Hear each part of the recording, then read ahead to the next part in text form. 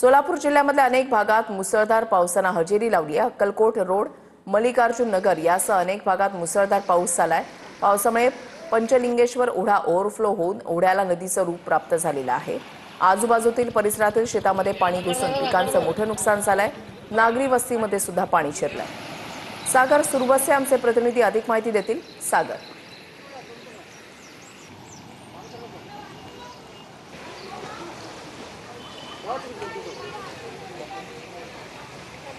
वृषाली, आपण पाहिले खरं तर सोलापूर शहरामध्ये जे आहे रात्रभर मुसळधार पाऊस जो आहे तो झालेला आहे आणि त्यामुळेच सोलापूर शहरातील अनेक भागांमध्ये जे आहे ते या ठिकाणी पाणी साचल्याचं घरांमध्ये पाहायला मिळते। खरं तर विशेषतः सोलापूरच्या पूर्व भागामध्ये जर आपण पाहिलं तर ही परिस्थिती आहे।